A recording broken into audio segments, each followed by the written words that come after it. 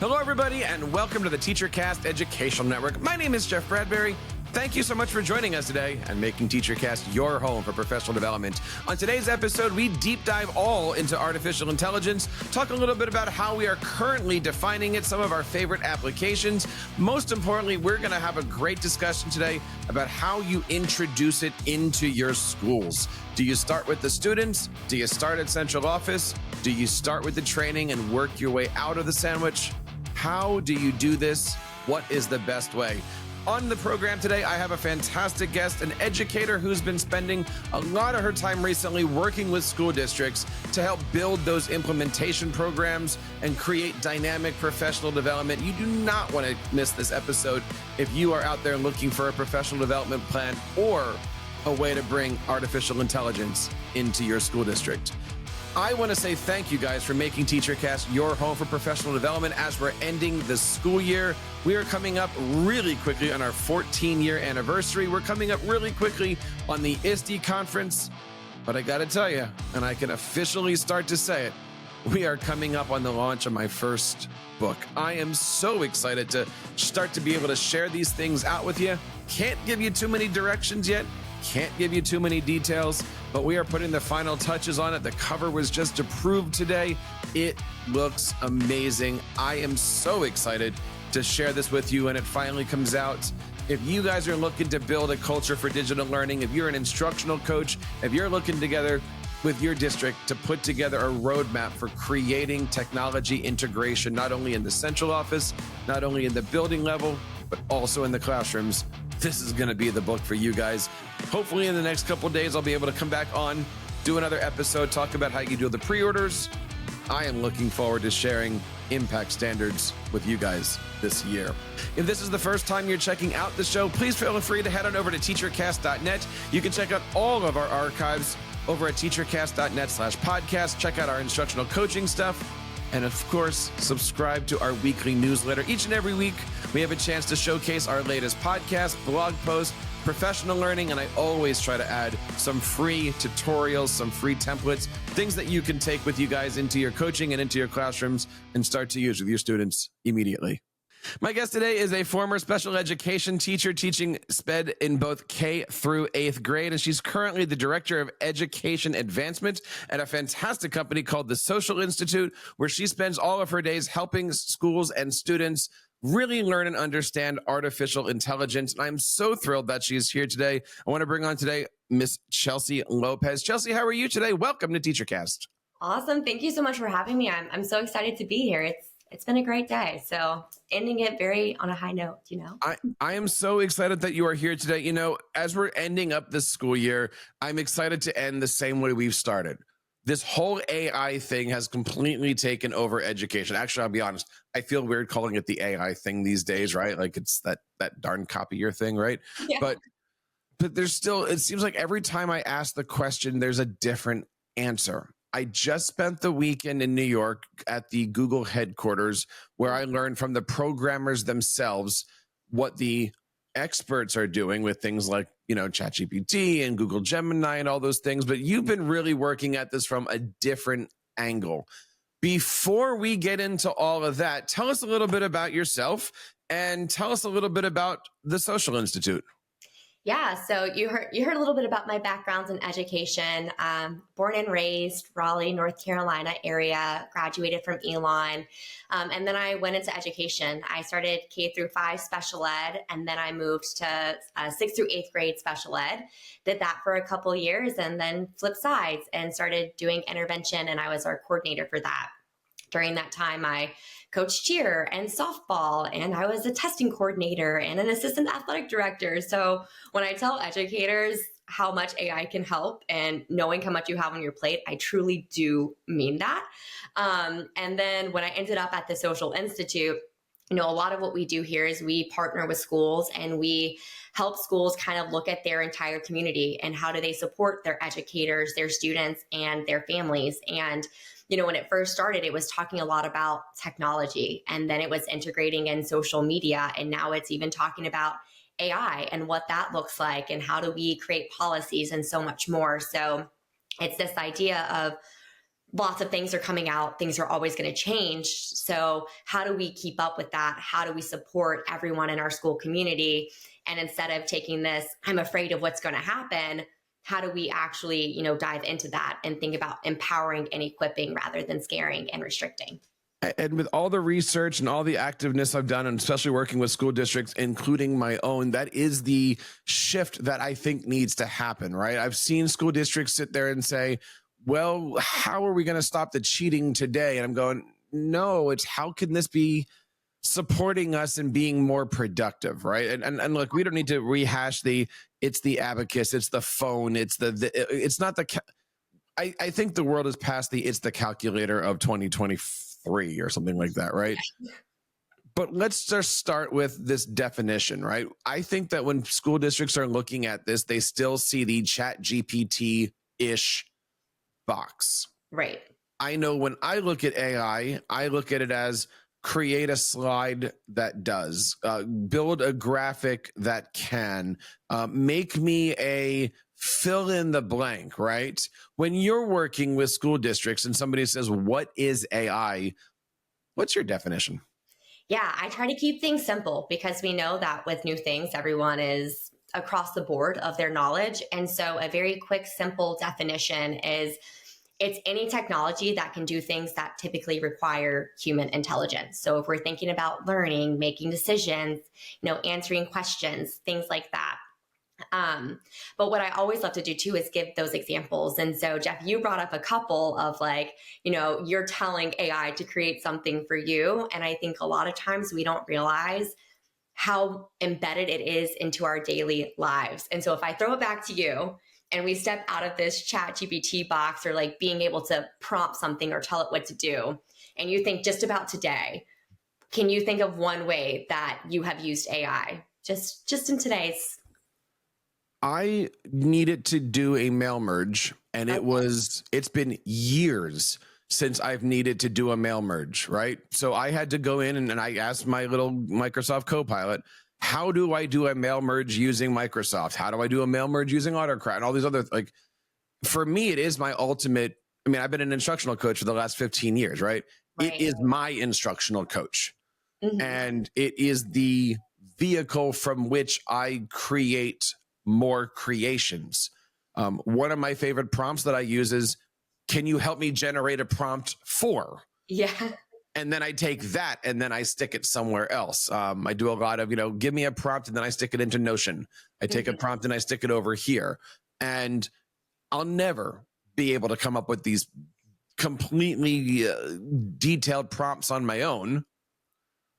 But AI can help me with that, which then helps me with the productivity. Yeah. And then I think, a lot of times when you talk to educators, they're like, oh, AI is so scary. I don't know what to do with it. And so then I break it down even more. And I'm like, have you ever used autocorrect or Gmail Smart Compose, right? That's AI. If you watch Netflix and it says, hey, you might like this, or Spotify has the whole day list now where it's creating these songs for you. Again, that is all AI. When you're on Amazon and it says you might also right? Or Google Maps or Instagram or TikTok curating your feeds, or thinking about Face ID, or if you use Google Photos, it'll automatically say, oh, is this the person that you're looking for? We'll pull up all of those photos, right? That is all AI that we've been using. I just feel like AI is now becoming even more popular because ChatGPT came out, and that's where a lot of our minds go to, oh, well, that's it. That's what AI is. But there are so many other ways it's already embedded into our lives. And when we think about that, I think it kind of helps demystify this, ooh, this is AI, it's so scary kind of vibe that I think it gets a lot of the time. When I'm looking at this for my own students, right? And we're not talking about building LLMs. We're talking about, hey, it's in Canva, it's in Google, it's in all these different things. Is that where the school districts are better starting? Or should a school district be figuring out, okay, what are some of the systems that we have, right? I remember, again, 10 years ago, I used to walk in the superintendent's office, in the main office, and go, what are you tired of doing? I'll build a spreadsheet for that. I'll build an automation for that, right? Now we just go to AI and say, build this for me, right? Right.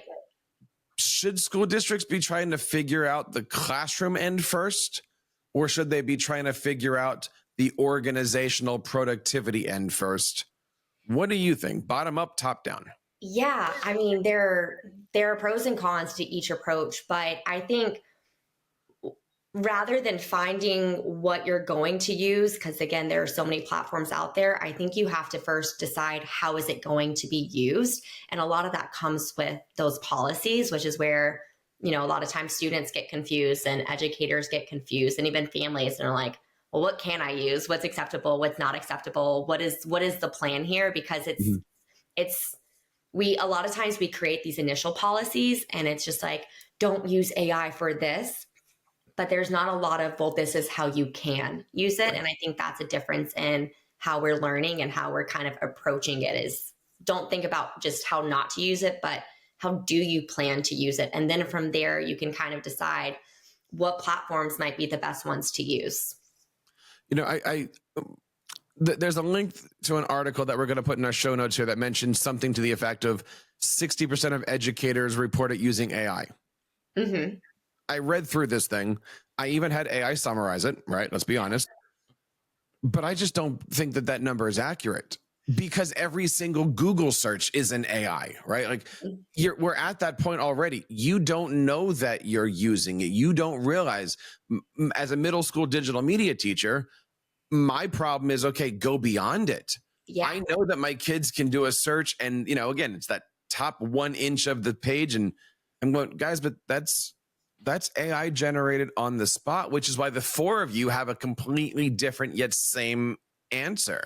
Yeah. How do you train them to dive into that? I think is just as hard of a question as how do you get the administrators to, and I hate the term, buy in that this actually exists. I mean, I had a school district say, oh, I think this is a fad and it's going to go away. And I'm going, oh, Lord, I thought we were preparing our kids, but we're not even preparing ourselves.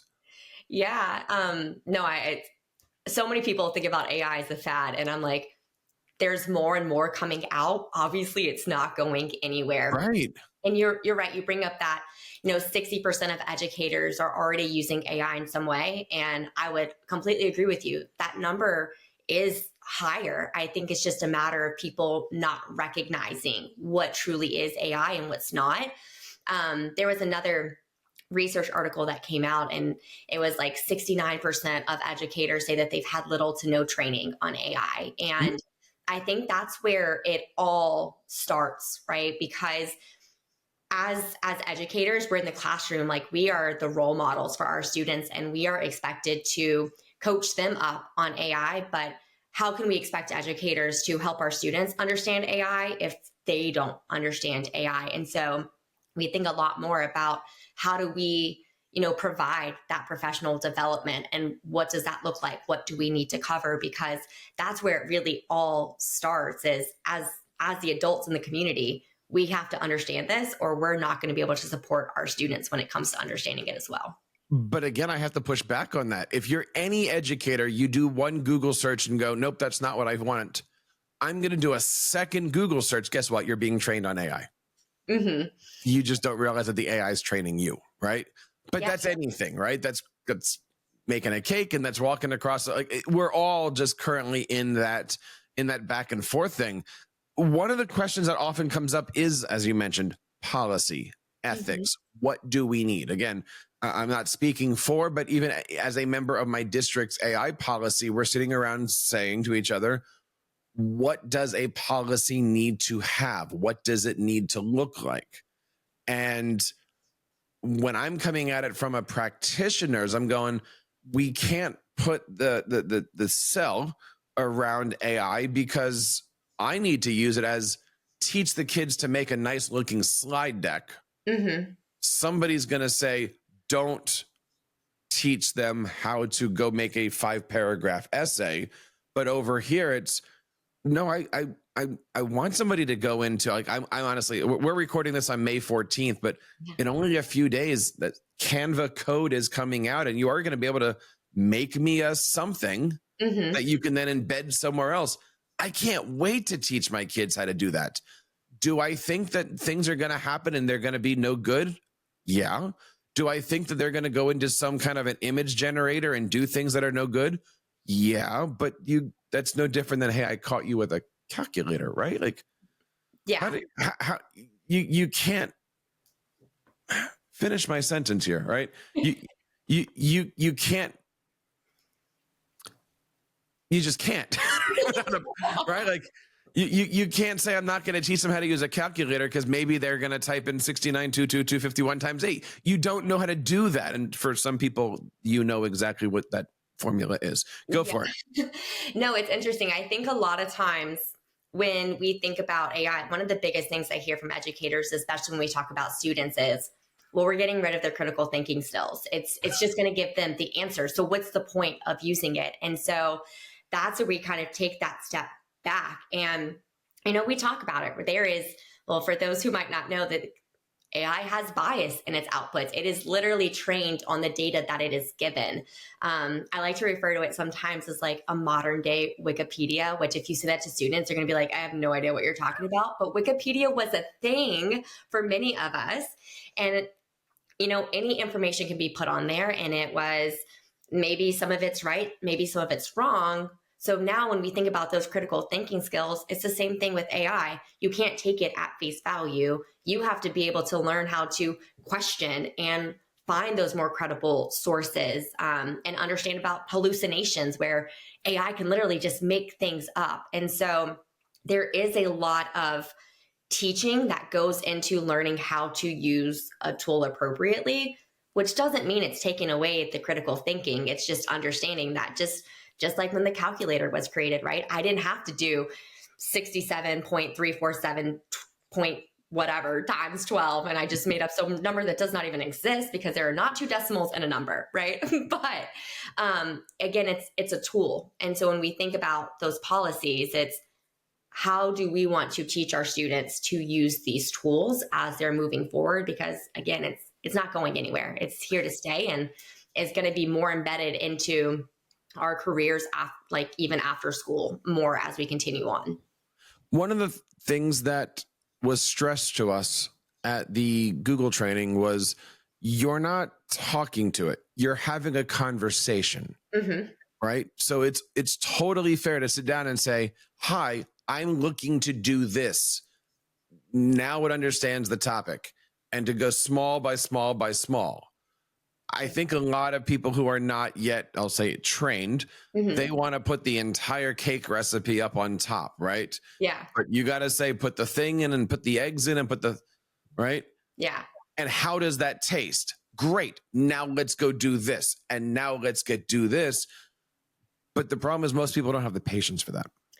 Right. And it takes a lot of prompting. And again, I think it's also like we live in a society of like instant gratification. Like we want answers right away. And that's not just students, that's adults as well. And so when we think about talking with AI, you're right, it's a conversation. And so I might say, I want to do a science lesson on the water cycle for my 5th grade students. Can you give me some ideas? And it'll give me lesson objectives. It can give me activities. But one thing that we always stress is, again, the first answer is not going to be exactly what you want. It's not going to be perfect. We don't take it at face value. And so then I might say, actually, I want more of a hands-on activity to help them understand precipitation. And so it'll say, oh, okay, let me give you another idea. And so it's like, for anyone who's ever coached before, right? You're coaching it to give you the answer that you're looking for. And it does take patience, which again continues to be a skill that, students as well as adults tend to need support with. So, but it's like one of those things where it's like when you finally get it, it tastes so good. And you're like, yes, that is exactly what I was looking for. Perfect.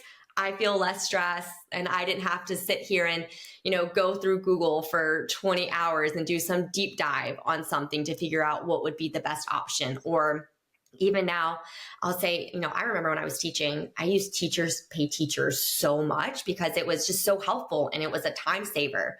But again, you're thinking, well, I keep putting all this money into something else, and it's all going back to my classroom. And now AI is kind of creating this, it can be a free tool to still help you get some of that content and support your students in another way, while you're still also able to focus more on the relationships that you have and being that support. Because it's being a teacher is not just about the academics, it's about supporting the whole student. And AI is like your little teaching assistant if you can have that patience. Well, you had mentioned, we're talking about AI, of course. You just mentioned teachers pay teachers. And I often ask this question, and I'd love to get your thoughts on this, being a former educator. Yeah. But when you have central office administrators that are nervous about this, right? A lot of central office is power and control, and and it's that fine balance of things. But if you're the director of curriculum, you are the one in charge of the curriculum, what is being taught, what is going out there. And you have teachers that every day they're finding their materials somewhere else. They're making up their materials. They're making up their curriculum based on prompts that they're not really trained on. What are you actually directing if the people under you are getting their information from outside the district, getting all their materials from outside the district, and the information is not vetted and filtered? They're just going in AI chat and going, here, read this. I think that's where some of the upper levels are getting a little concerned. They don't understand it.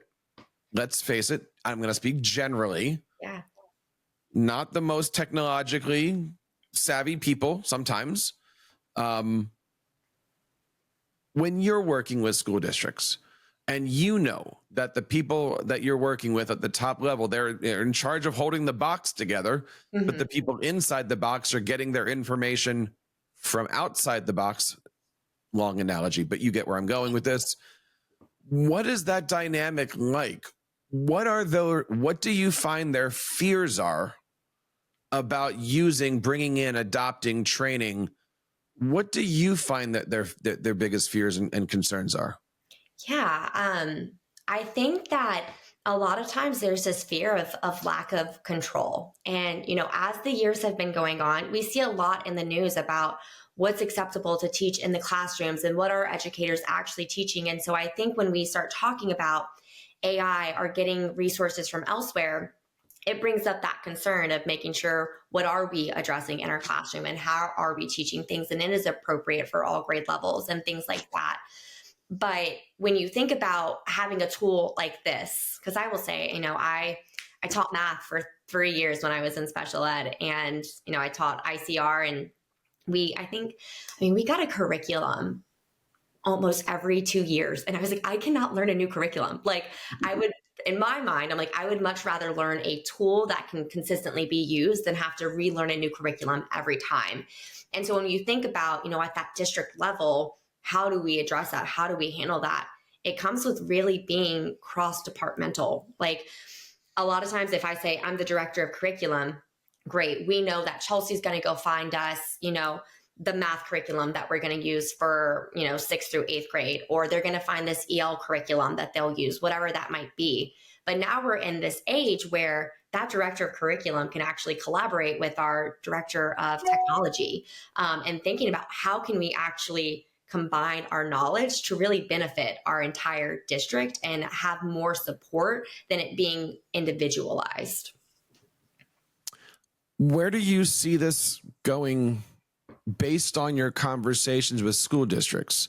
If you were to look 6 months out, if you were to look 12 months out, I know you and your team at the Social Institute are putting together programs to help this move forward. Yeah. Where do you see this going? We're all at the end of the school year right now. We're all trying to figure out what's going to happen at ISTE.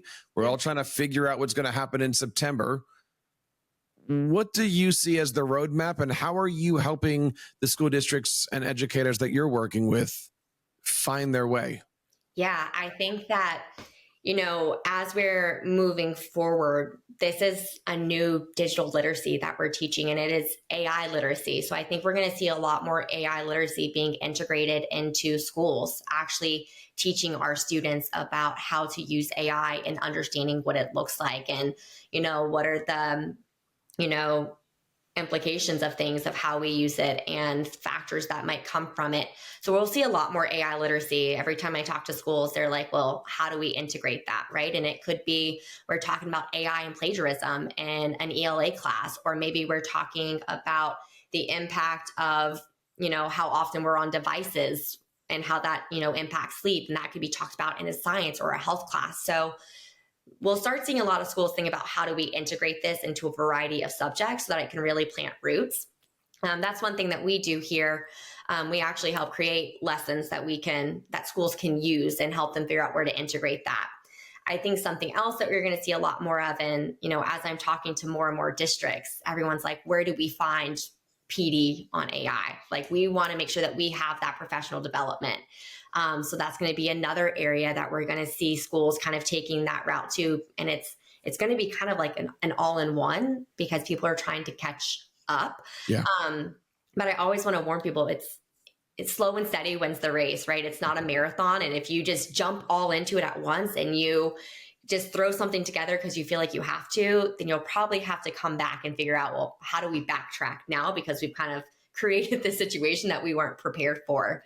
And then the other piece there is thinking about, well, how do we talk about this with our students and our families? And so when you start thinking about those AI policies, it's, how do we plan to use it in our district? Is it, maybe every subject has different ways of how they can use it? Are we saying that it can only be used for like specific things? Maybe it's to create practice problems for tests or whatever it might be. So you'll see people kind of building those policies, and also trying to keep in mind that the more student-friendly language we use, the easier it's going to be to make sure that your educators, your students, and your families all understand exactly what those policies are. So it's going to be this trifecta of how do we think about AI and supporting all three of those groups as we're moving forward. Talking today to Chelsea Lopez from the Social Institute. Chelsea, when a school district approaches you for a partnership or for support in a program, what does that look like, and how does that process work?